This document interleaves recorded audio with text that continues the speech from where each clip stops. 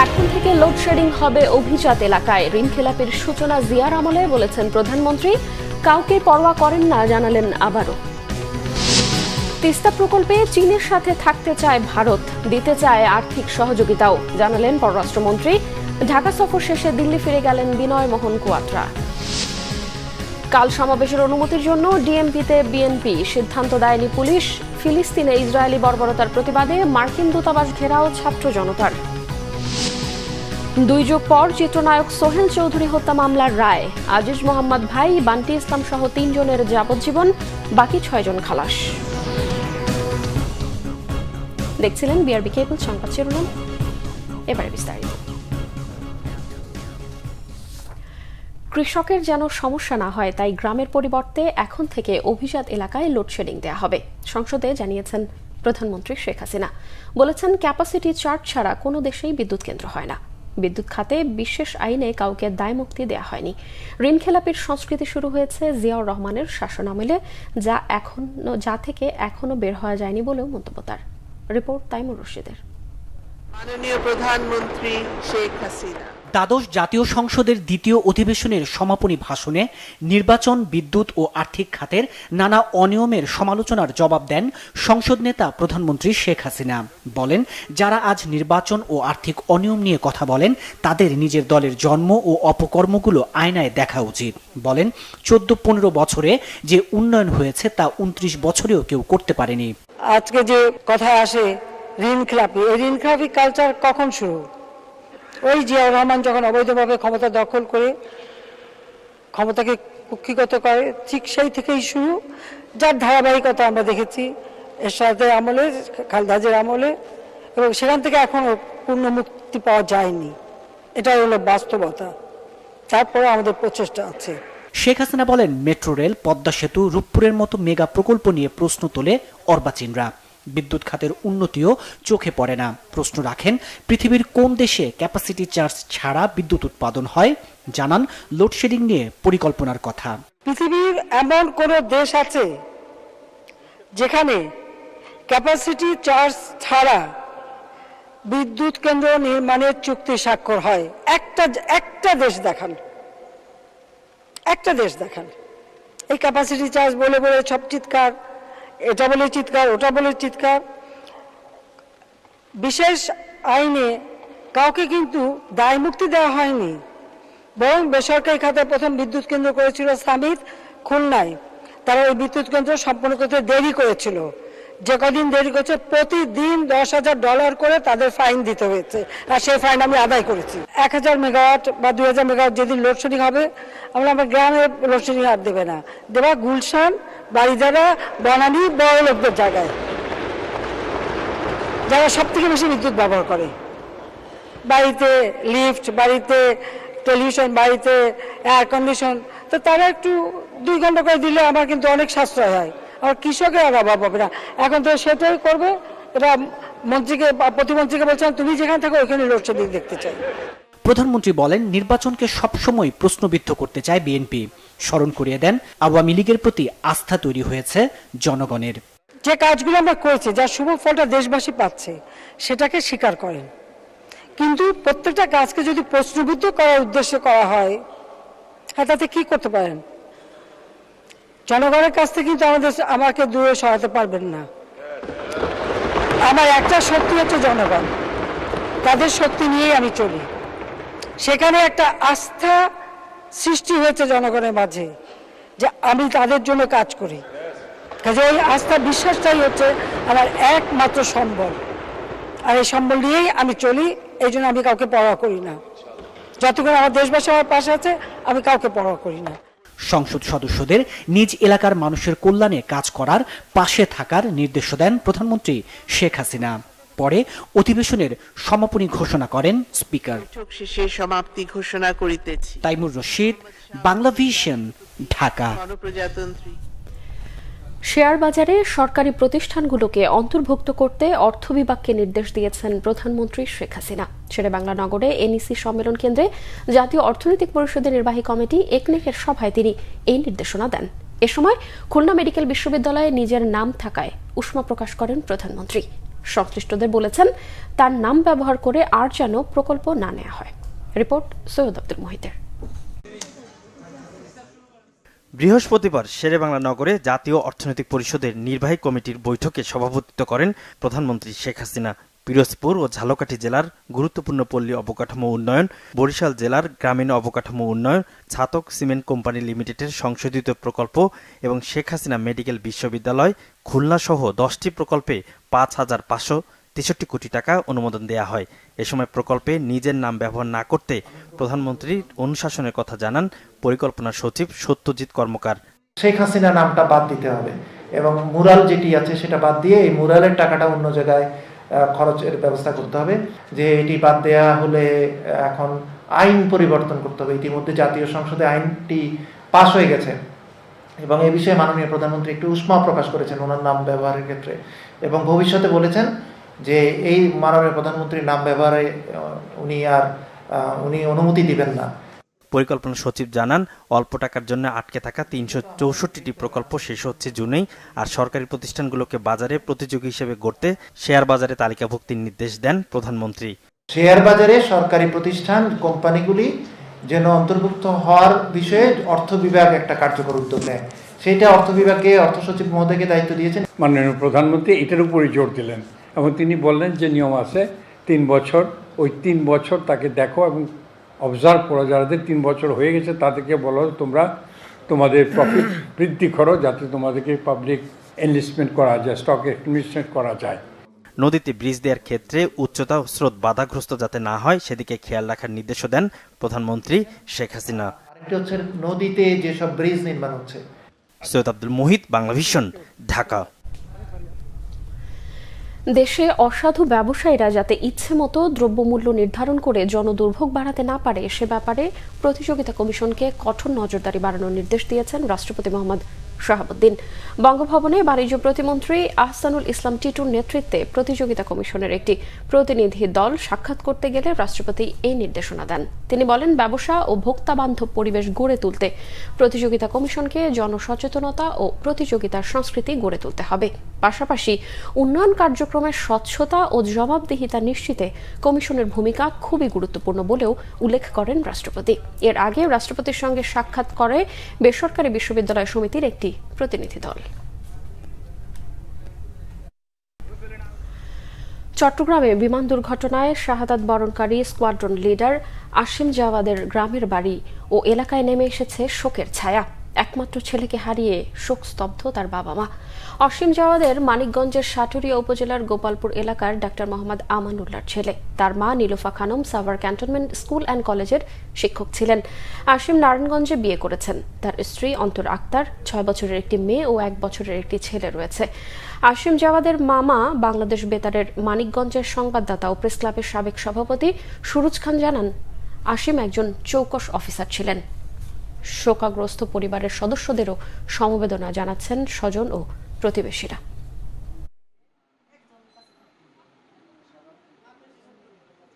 Intermediate পাশ করার পর ডাক্তারিতে chance পেয়েছিল, ইঞ্জিনিয়ারিংয়ে চান্স পেয়েছিল, কিন্তু তার ছোটবেলার ইচ্ছা সে পাইলট হবে। পাইলট হলো, তারপরে সে চাকরি জীবনে যত মিশন করেছে, যত ট্রেনিং করেছে, সব জায়গায় সে ফার্স্ট, সে কখনোই দ্বিতীয় হয় না। তার বাসা প্রাইজ দিয়ে ভরা, সে ছিল দেশের একটা সম্পদ। আর কি বলবো, কিছু বলার মতো মন মানসিকতা এখন আমাদের নাই। 2010 সালে বাংলাদেশ বিমান বাহিনীতে ক্যাডেট হিসাবে যোগদান করে। ক্যাডেট হিসাবে খুব চৌকস ক্যাডেট ছিল ও, আমাদের জানা মতে ওই সময় ওদের ব্যাচের ক্যাডেটের মধ্যে ফার্স্ট হয়েছিল এবং সোল পেয়েছিল। পরবর্তীতে যতগুলা ট্রেনিং হয়েছে রাশিয়াতে, তারপরে কঙ্গোতে, চায়নাতে, ইন্ডিয়াতে, পাকিস্তানে, সবগুলা ট্রেনিংয়েও ফার্স্ট হয়েছিল। চীনের সাথে বাংলাদেশের তিস্তা প্রকল্প বাস্তবায়নে ভারত কাজ করার আগ্রহ প্রকাশ করেছে জানিয়েছেন পররাষ্ট্রমন্ত্রী ডক্টর হাসান মাহমুদ। তিনি আরও জানান, ভারত তিস্তা প্রকল্পে আর্থিক সহযোগিতা করতে চায়। বেলা 12টায় ভারতের পররাষ্ট্র সচিব বিনয় মোহন কোয়াত্রার সঙ্গে বৈঠকের পর গণমাধ্যমকে এই তথ্য জানান পররাষ্ট্রমন্ত্রী ডক্টর হাসান মাহমুদ। মন্ত্রী জানান, ভারতের সাথে প্রধানমন্ত্রীর সম্পর্ক অনেক ভালো। ভারতের পররাষ্ট্র সচিবের সাথে অনেক বিষয় নিয়েই কথা হয়েছে। ভারতের ভিসা পেতে অনেক ভোগান্তি পোহাতে হয়। ভারতের সাথে বাংলাদেশের ভিসা জটিলতা নিরসন নিয়েও আলোচনা হয়েছে। জটিলতা কমাতে অনলাইন ভিসা প্রক্রিয়ার ব্যাপারে রাজি হয়েছে ভারত। সীমান্তে হত্যা বন্ধের বিষয়েও আলোচনা হয়েছে বলে জানান পররাষ্ট্রমন্ত্রী। প্রধানমন্ত্রীর সফরে বেইজিং নয়, দিল্লি অগ্রাধিকার পাবে বলেও জানান ডক্টর হাসান মাহমুদ। নির্বাচন প্রথম পর্যায়ে অনুষ্ঠিত হয়েছে offices in the world for India. তো তিস্তায় আপনারা জানেন যে আমরা একটি বৃহৎ প্রকল্প নিয়েছি। তো ইন্ডিয়া সেখানে ফিন্যান্স করতে চায়। তা আমি যেটা বলেছি সেটি হচ্ছে এই তিস্তা যে প্রকল্পটি বাস্তবায়ন করা হবে সেটি আমাদের নিড অনুযায়ী হতে হবে। আমাদের নিড যাতে ফুলফিল হয় সেভাবে হতে হবে। ভিসা পাওয়াটা এখন যে অনেক ক্ষেত্রে দেরি হচ্ছে, অনেক সময় সমস্যা হয়, অনেক সময় দেখা যায় ডাক্তারের অ্যাপয়েন্টমেন্ট আছে, পাচ্ছে না, সেজন্যে সেই বিষয়টি বিস্তারিতভাবে আলোচনা করেছে এবং তারা অত্যন্ত আন্তরিক এই বিষয়টি সমাধান করার জন্য এবং সহজে মানুষ যাতে ভিসা পায় এবং people to people contract connectivity যাতে আরও বৃদ্ধি পায়। আমরা শুনেছি তারাও আগ্রহী। তা আমরা আসলে কোনটা? বিএনপি নেতারা বলেছেন, 7 জানুয়ারির সংসদ নির্বাচনের চেয়ে উপজেলা নির্বাচন জনগণ আরও বেশি বর্জন করেছে।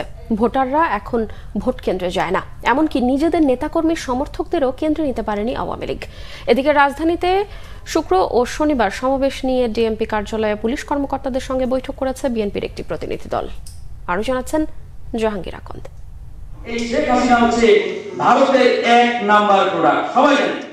ঢাকা রিপোর্টার্স ইউনিটিতে আলোচনা সভা করে গণ অধিকার পরিষদ। এতে বিএনপির স্থায়ী কমিটির সদস্য গয়েশ্বর চন্দ্র রায় বলেন, দেশের অর্থনৈতিক অবস্থা খুবই শোচনীয়, ব্যাংকগুলো শূন্য হয়ে পড়েছে। বাংলাদেশের জনগণের কথা না ভেবে নিজেদের স্বার্থে একতরফাভাবে আওয়ামী লীগকে ক্ষমতায় রেখেছে ভারত। বাংলাদেশের যে সরকার মেড বাই ইন্ডিয়া বা মেড ইন ইন্ডিয়া, এই পণ্যটা বর্জনটি অতি জরুরি। অর্থাৎ এটা সবচেয়ে নিকৃষ্ট পণ্য ভারতের এই বর্তমান সরকার এবং আওয়ামী লীগ। এই পণ্যটা যদি সঠিকভাবে বর্জন করতে পারি, বাকি পণ্যগুলি কিন্তু এমনি এমনি চলে যাবে, কারণ মানুষের সচেতনতা বোধ বাড়ছে। আর ভোটের কথা কি বলবো, 7 তারিখে যে মতান্তরে 7-8% ভোট বা 8-9% ভোট কেন্দ্রে ছিল, গতকাল বোধহয় তাও ছিল না। ভোটাররা একেবারে জন্মের মতো আগ্রহ ত্যাগ করছে, ভোট জিনিস নাই, ভোটাররা ভোট কেন্দ্রে যায় না, যাবে না। সবচেয়ে যোগ্য জনক হলো ওরা নিজেদের ভোটারদেরই কেন্দ্রে নিতে পারেনি, অর্থাৎ আওয়ামী লীগে যারা বলছে তাদের কি কেন্দ্র নিতে পারে না। এদিকে শুক্রবার ঢাকা মহানগর উত্তর ও দক্ষিণ বিএনপি এবং শনিবার জাতীয়তাবাদী যুব দলের নয়াপল্টনের কেন্দ্রীয় কার্যালয়ের সামনে সমাবেশের বিষয়ে কথা বলতে ডিএমপি কমিশনারের কার্যালয়ে যান বিএনপির একটি প্রতিনিধি দল। কথা বলেন মহানগর পুলিশের শীর্ষ কর্মকর্তাদের সাথে। তারা তাদের প্রোগ্রামের ব্যাপারে বলেছেন যে তারা এই প্রোগ্রাম করতে চান, নিরাপত্তা চান, সহযোগিতা চান। আমরা পজিটিভলি চিন্তা করব যাতে তারা প্রোগ্রাম করতে পারে, সেই প্রচেষ্টা আমাদের থাকবে। আর সেই সাথে আমরা আশা করব যে এটি নিরাপদ থাকবে, আমরা নিরাপত্তা ব্যবস্থা নেব। প্রোগ্রাম যদি হয়, তবে যারা প্রোগ্রাম আয়োজন করবেন তারাও দায়িত্বশীলতার পরিচয় দিবেন, এটি প্রত্যাশিত। আমরা বলছি যে আমাদের প্রোগ্রাম এটা করতে হবে, আমরা করব এই ব্যাপারে। আর যেহেতু শুক্রবারের প্রোগ্রাম, শুক্রবারে তো এমনি ট্রাফিকের ব্যাপারে খুব একটা সমস্যা থাকার কথা নয়, এর জন্যই আমরা শুক্রবারের প্রোগ্রাম দিয়েছি।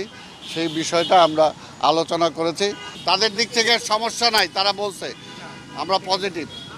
এদিকে বিশ্ব মা দিবসকে সামনে রেখে নয়াপল্টনের কেন্দ্রীয় কার্যালয়ের সামনে থেকে আশপাশের এলাকায় পোস্টার উন্মোচনের আনুষ্ঠানিক উদ্বোধন করেন বিএনপির সিনিয়র যুগ্ম মহাসচিব রুহুল কবির রিজভী। জাহাঙ্গীর আকন্দ, বাংলা ভিশন, ঢাকা। ফিলিস্তিনে ইসরায়েলের আগ্রাসন বন্ধের দাবি ও এ বিষয়ে যুক্তরাষ্ট্রের ভূমিকার প্রতিবাদে মার্কিন দূতাবাস সংলগ্ন রাস্তা বন্ধ করে বিক্ষোভ হয়েছে। ছাত্র জনতার ব্যানারে এই বিক্ষোভে নেতৃত্ব দেয় গণসংহতি আন্দোলনের প্রধান সমন্বয়কারী জোনায়েদ সাকি। গাজায় অবিলম্বে ইসরায়েলি নির্মম গণহত্যা বন্ধের দাবি জানানো হয় এই সময়। মিরাজ হোসেন গাজীর রিপোর্ট।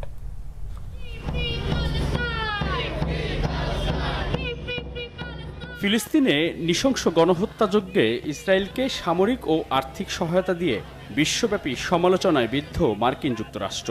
এর প্রতিবাদ বিক্ষোভের আঁচ লেগেছে বাংলাদেশেও। ঢাকাস্থ মার্কিন দূতাবাস ঘেরাও কর্মসূচির অংশ হিসেবে রাজধানীর বাড্ডার সুবাস্তু প্লাজার সামনে জড়ো হন ছাত্র জনতার ব্যানারে বিক্ষোভকারীরা।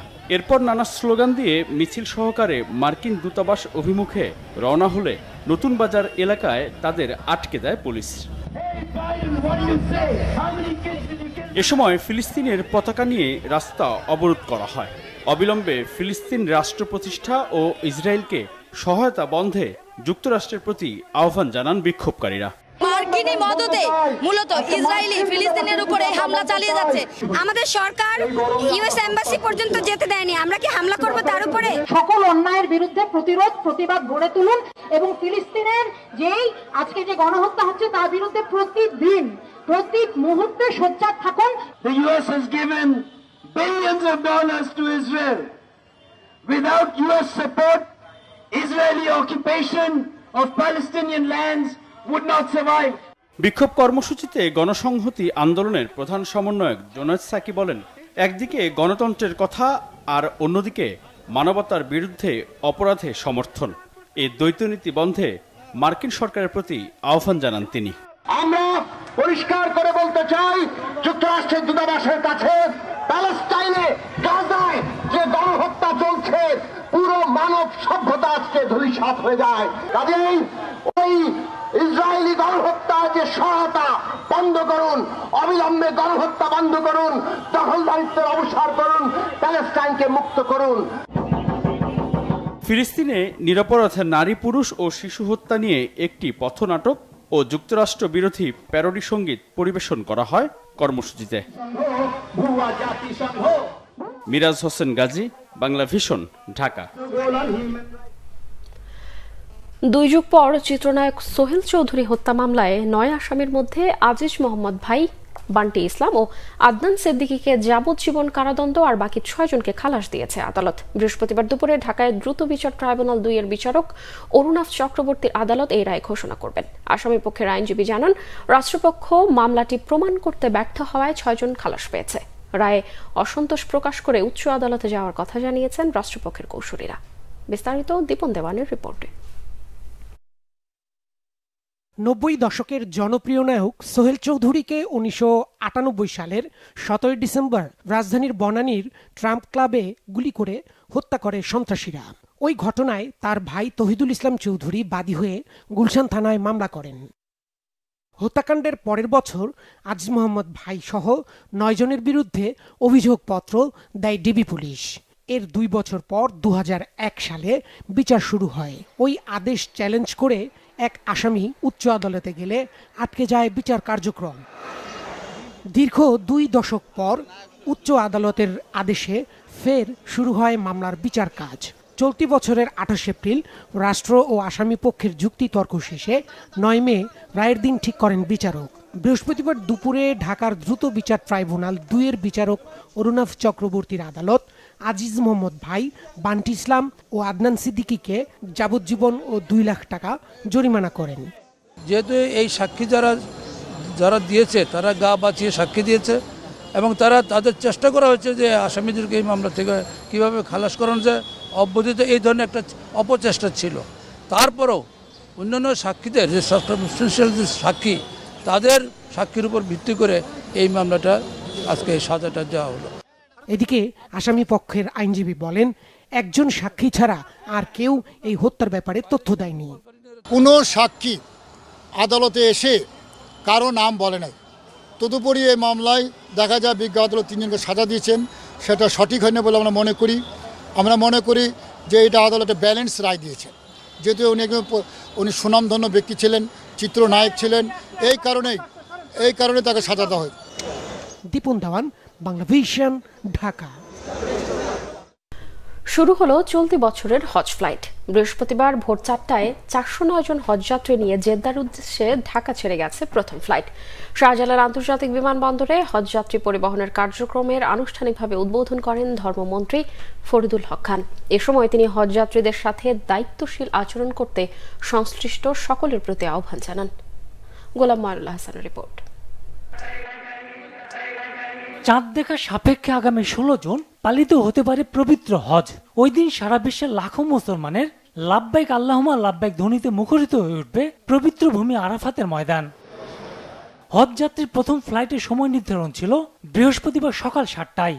যদিও সৌদি ইমিগ্রেশন ও লাগেজ ব্যবস্থাপনার জন্য ধর্ম মন্ত্রণালয়ের নির্দেশনা ছিল 6 ঘন্টা আগে উপস্থিত থাকতে হবে। তাই মধ্যরাত থেকে হজ যাত্রীদের কার্যক্রম চলতে থাকে। মক্কা মদিনা যাচ্ছি যাতে সুষ্ঠু সুন্দরভাবে পবিত্র হজ পালন করতে পারি, আল্লাহর কাছে এই কামনা করি। দেশবাসীর জন্য, সবার জন্য, আত্মীয় স্বজন, নিজের ছেলে মেয়ে সবার জন্যই করবে, সবাই যেন যাইতেও পারে। আল্লাহ যেন রহম করে আমরা যাতে সঠিকভাবে এই ফরজ দায়িত্বটা পালন করে আসতে পারি। আমাদের প্রিয় নবী সাল্লাল্লাহু আলাইহি সাল্লামের জন্মভূমি দর্শন করা, দেখা, এটা অনেক ভাগ্যের ব্যাপার। এবার বাংলাদেশ থেকে হজ পালনে যাচ্ছেন 85,257 জন। এর মধ্যে বিমান বাংলাদেশ এয়ারলাইন্স 50% হজযাত্রী পরিবহন করবে। হজযাত্রী পরিবহনের কার্যক্রম আনুষ্ঠানিকভাবে উদ্বোধন করতে ভোর 5:30টায় বিমানবন্দর প্রাঙ্গণে অনুষ্ঠানের আয়োজন করা হয়। এ সময় ধর্মমন্ত্রী ফরিদুল হক খান বলেন, অনেকে তিলে তিলে জমানো টাকা দিয়ে হজ পালন করেন। প্রত্যেকের প্রতি আমাদের দায়িত্ব আছে, যার যার আঙ্কিকে সে আমরা সেই দায়িত্ব সুন্দর সুষ্ঠুভাবে পালন করব। আল্লাহ পাক সেই দায়িত্ব সুন্দর সুষ্ঠুভাবে পালন করার তৌফিক দান করুক এবং সবার দায়িত্বের মধ্য দিয়ে এই হজ সম্পূর্ণ হোক, সুন্দরভাবে সফল হোক, সার্থক হোক এবং আগামী দিনে এই হজ যাত্রীরা তাদের যাত্রাটা শুভ হোক এবং কবিরত হজ হিসেবে কবুল করে সুস্থ শরীরে আবার দেশে আসার আল্লাহ পাক তৌফিক দান করুক। বিমানের ব্যবস্থাপনা পরিচালক ও সিইও শফিউল আজিম জানান, সৌদি আরবে হজযাত্রী পরিবহনে মোট 116টি ডেডিকেটেড ফ্লাইট ও ফিরতি পথে 125টি ডেডিকেটেড ফ্লাইটের ব্যবস্থা রেখেছে বাংলাদেশ বিমান। গোলাম মারুল্লাহ হাসান, বাংলা ভিশন, ঢাকা। প্রধানমন্ত্রীর বেসরকারি শিল্প ও বিনিয়োগ বিষয়ক উপদেষ্টা সালমান এফ রহমান বলেছেন, অর্থনৈতিক চ্যালেঞ্জ মোকাবেলায় ডলারের দাম বাড়ানো হয়েছে। এতে রেমিটেন্স আয় ও রপ্তানিমুখী শিল্প উপকৃত হবে বলেও মন্তব্য তার। ইউএস ট্রেড শোর উদ্বোধনী অনুষ্ঠান শেষে সাংবাদিকদের প্রশ্নের উত্তরে তিনি এই কথা বলেন। দেশ ব্যাংক একটা সঠিক সিদ্ধান্ত নিয়েছে। এটাতে কিন্তু আমাদের আমদানির উপরে ইম্প্যাক্ট হবে না, বিকজ আমদানি যেটা হচ্ছিল সেটা অলরেডি কিন্তু হাই ডলার রেটেই হচ্ছিল। এটাতে আমাদের রপ্তানির উপরে কিন্তু সাংঘাতিক একটা ইম্প্যাক্ট হবে, যেহেতু আমাদের এক্সপোর্ট অনেক বাড়বে, তার সাথে সাথে আমাদের রেমিটেন্সের উপরেও অনেক ইম্প্যাক্ট পড়বে এটা, যার ফলে আমাদের যে রিজার্ভের উপরে চাপ আছে সেই চাপটা অনেকটা কমে যাবে।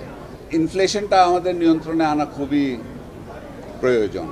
এখন আপনার প্রায় 9%-এর উপরে আছে আপনার মূল্যস্ফীতিটা, সেটাকে আমাদের কমাইতে হবে। অর্থনীতিটা এরকম একসাথে এটাকে সহ্য করতে পারবে কিনা সেটা ইনশাল্লাহ পারবে, যেহেতু আমাদের অর্থনীতির যেটা ফান্ডামেন্টাল আছে সেটা খুবই শক্তিশালী আছে। মানব পাচার আইনে করা মামলায় চাইল্ড অ্যান্ড ওল্ড এজ হোমের কর্ণধার মিল্টন সমাদ্দারের জামিন নামঞ্জুর করে কারাগারে পাঠিয়েছে আদালত। এদিকে ডিএমপির অতিরিক্ত কমিশনার হারুনুর রশিদ বলেছেন, মানুষের সহানুভূতি জাগিয়ে অর্থ হাতিয়ে নেয়ার জন্য সামাজিক যোগাযোগ মাধ্যমে ভিডিওতে 900 লাশ দাফনের কথা প্রচার করেছিল মিল্টন। মানব পাচার মামলায় 4 দিনের রিমান্ড শেষে বৃহস্পতিবার আদালতে হাজির করা হয় মিল্টন সমাদ্দারকে। আদালত তার জামিন আবেদন নামঞ্জুর করে কারাগারে পাঠানোর নির্দেশ দেন। এদিকে ডিবি কার্যালয়ে এই আসামির মামলায় কার্যক্রম তুলে ধরেন ডিএমপির অতিরিক্ত কমিশনার হারুনুর রশিদ। তিনি জানান, 900 লাশ দাফনের কোনো প্রমাণ দেখাতে পারেনি সে, তবে 135টি লাশ দাফনের কথা সে স্বীকার করেছে। অসহায় মানুষের সেবার নাম করে সে মানুষের সঙ্গে প্রতারণা করে আসছিল বলেও গোয়েন্দা পুলিশের এই কর্মকর্তা উল্লেখ করেন।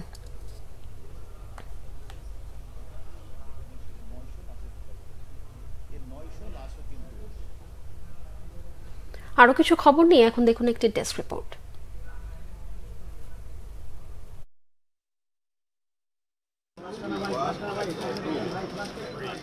রাজধানীর ইন্টারকন্টিনেন্টাল হোটেলে ইউএস ট্রেড শোতে রিমার খারল্যান্ডের স্টল উদ্বোধন করেছেন প্রধানমন্ত্রীর বেসরকারি শিল্প ও বিনিয়োগ বিষয়ক উপদেষ্টা সালমান এফ রহমান। উপস্থিত ছিলেন ডাক, টেলিযোগাযোগ ও তথ্য প্রযুক্তি প্রতিমন্ত্রী জুনায়েদ আহমেদ পলক ও মার্কিন রাষ্ট্রদূত পিটার হাস। রিমার্কের brand Neor, Lily, Harland, Ciodil, Blaze O Skin, Cabotine, Maxview সহ জনপ্রিয় সব cosmetics, Orix, Sunbit, Tylox, Acnol সহ হোম কেয়ার, পার্সোনাল কেয়ারের ব্র্যান্ডগুলোর পণ্য প্রদর্শন ও বিক্রি হচ্ছে এ মেলায়। মেলা চলবে 11 মে পর্যন্ত। সিফুড সেক্টরের মাধ্যমে দেশের রপ্তানি বাণিজ্য ও জাতীয় অর্থনীতিতে অসামান্য অবদানের স্বীকৃতি স্বরূপ 2022 সালের জন্য বাণিজ্যিকভাবে গুরুত্বপূর্ণ ব্যক্তি সিআইপি নির্বাচিত হয়েছেন ফ্রেশ ফুড লিমিটেডের ব্যবস্থাপনা পরিচালক মোহাম্মদ তহিদুর রহমান। এ উপলক্ষে রাজধানীর একটি হোটেলে আয়োজিত অনুষ্ঠানে বাণিজ্য প্রতিমন্ত্রী এহসানুল ইসলাম টিটু এমপির কাছ থেকে সিআইপি কার্ড গ্রহণ করেন ফ্রেশ ফুড লিমিটেডের ব্যবস্থাপনা পরিচালক মোহাম্মদ তহিদুর রহমান। অনুষ্ঠানে অন্যান্যদের মধ্যে বাণিজ্য সচিব, এফবিসিসিআইয়ের সভাপতি, বাণিজ্য মন্ত্রণালয়ের ঊর্ধ্বতন কর্মকর্তাগণ এবং সিআইপি কার্ড পাওয়া অন্যান্য শিল্পপতিরা উপস্থিত ছিলেন। শাহজালাল ইসলামী ব্যাংক পিএলসির 23 বছর পূর্তি উদযাপন উপলক্ষে কর্পোরেট প্রধান কার্যালয় সহ ব্যাংকের সকল শাখা ও উপশাখায় কোরআন খতম ও দোয়া মাহফিল হয়েছে।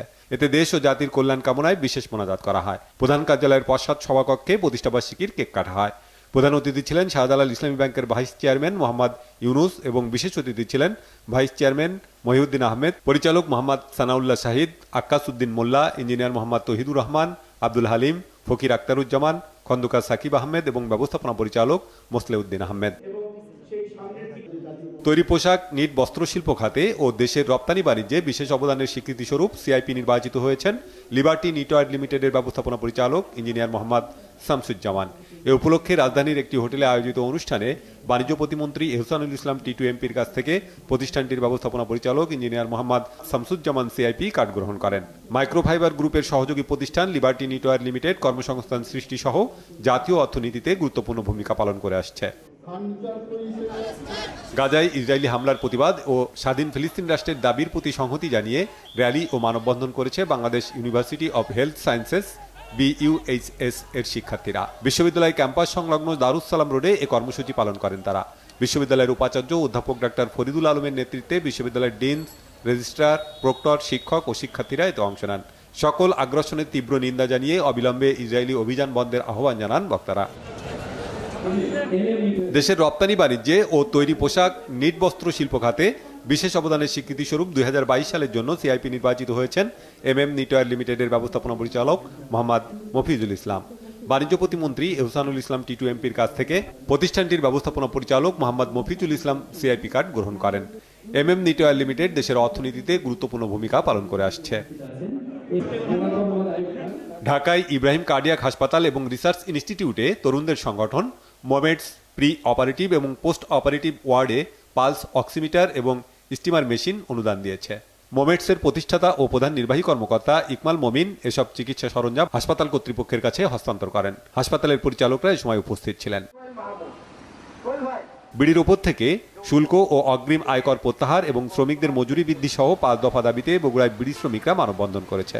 তাদের দাবির সাথে একত্রতা প্রকাশ করেছে রংপুর, পাবনা, কুষ্টিয়া, টাঙ্গাইল, নারায়ণগঞ্জ, নেত্রকোনার বিড়ি শ্রমিক ও নেতারা।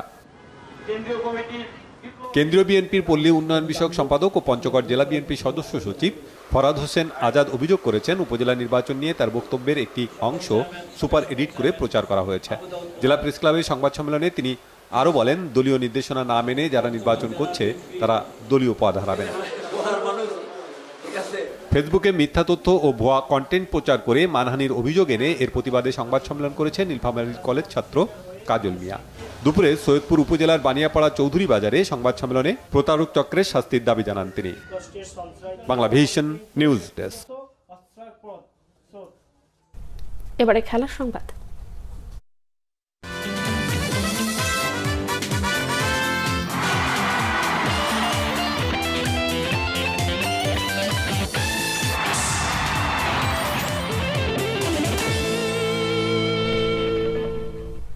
ক্রিকেট। জিম্বাবুয়ের বিপক্ষে বাংলাদেশের চতুর্থ টি20 ম্যাচ শুক্রবার মিরপুর স্টেডিয়ামে সন্ধ্যা 6টায় শুরু হবে ম্যাচটি। প্রথম 3 ম্যাচ জিতে এরই মধ্যে সিরিজ নিশ্চিত করেছে টাইগাররা। তাই পরের 2 ম্যাচে ব্যাটসম্যান ও বোলারদের নতুন কৌশলগত পরীক্ষা নিরীক্ষা করার বড় সুযোগ রয়েছে বললেন টাইগারদের স্ট্রাইক পেসার তাসকিন আহমেদ। মানিক মাহমুদের রিপোর্ট। হোম অফ ক্রিকেটের সেন্টার উইকেটে লেগ স্পিনার রিশাদের বোলিং পরিচর্যায় ব্যস্ত spin bowling coach Mushtaq Ahmed. প্রতিপক্ষ ব্যাটসম্যানদের ঘায়েলে শিখিয়ে দিচ্ছেন নতুন নতুন কৌশল।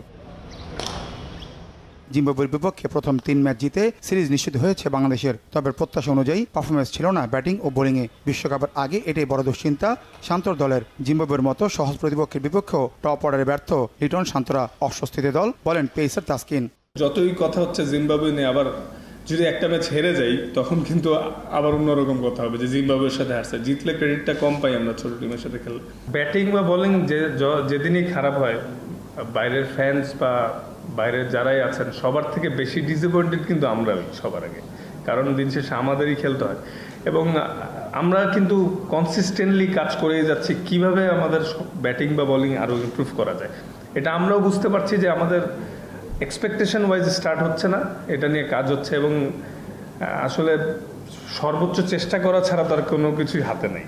চট্টগ্রাম থেকে ঢাকায় ফিরেছে বাংলাদেশ জিম্বাবুয়ে টি-20 সিরিজ। মিরপুরে হোম অফ ক্রিকেট হবে বাকি 2 ম্যাচ। সাকিব, মুস্তাফিজ, সৌম্যর অন্তর্ভুক্তিতে পরিবর্তন এসেছে দলের স্কোয়াডে। জিম্বাবুয়ানদের হোয়াইট ওয়াশ করার লক্ষ্য টাইগারদের। তবে তাসকিনের মতে সবচেয়ে বেশি গুরুত্বপূর্ণ ব্যক্তিগত পারফরমেন্সের উন্নতি। মেন লক্ষ্য তো ওয়ার্ল্ড কাপ কেন্দ্রিক।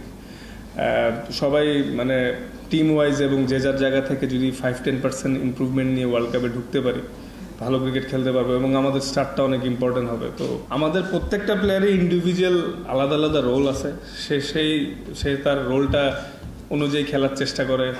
সামটাইমস বেটার এক্সিকিউট হয়, সামটাইমস কম। আমি শিওর যে সবাই এটাই চেষ্টা করবে এবং যার যেই নতুন স্কিল আছে ওগুলা এক্সপেরিমেন্ট করার ভালো একটা সুযোগ এই 2টা ম্যাচ। যুক্তরাষ্ট্রে টি-20 বিশ্বকাপের উইকেট কেমন হবে তা জানা নেই দলের বেশিরভাগ ক্রিকেটারের। তাই এই সিরিজটা ভালো হলে আত্মবিশ্বাস বাড়বে দলের, মনে করছেন তাসকিন। আমি শিওর যে আমাদের বেশিরভাগ খেলোয়াড়েরই ইউএসএ তে খেলার এক্সপেরিয়েন্সও কম। মানিক মাহমুদ, বাংলা ভিশন, ঢাকা। কারাতে শেষ হলো 34তম জাতীয় মার্শাল আর্ট কারাতে প্রতিযোগিতা ও 3য় জাতীয় সিতৌরি কারাতে প্রতিযোগিতা। বঙ্গবন্ধু শেখ মুজিবুর রহমানের 104তম জন্মবার্ষিকী উপলক্ষে মিরপুর শহীদ সোহরাওয়ার্দী ইনডোর স্টেডিয়ামে 3 দিনের এই প্রতিযোগিতায় অংশ নেন 200-রও বেশি কারাতেক। এতে একক কাতারায় নৈপুণ্য প্রদর্শন করেন কেউ, আবার প্রতিপক্ষের সঙ্গে লড়েন মুষ্টিযুদ্ধে। দলগত কাতার এককের পর এক কারাতেকরা নিজেদের সেরা পারফরমেন্স দেখান। প্রতিযোগিতার সমাপনী দিনে বিজয়ীদের হাতে পুরস্কার তুলে দেন প্রধান অতিথি নওগাঁ 6 আসনের সংসদ সদস্য অ্যাডভোকেট মোহাম্মদ ওমর ফারুক। এ সময় অন্যান্যদের মধ্যে people's university board of director Nazmul Hasan, martial art কনফেডারেশনের সাধারণ সম্পাদক হাসানুজ্জামান মনি ও সিতৌরির কারাতে ফেডারেশনের সাধারণ সম্পাদক মোস্তাফিজুর রহমান উপস্থিত ছিলেন।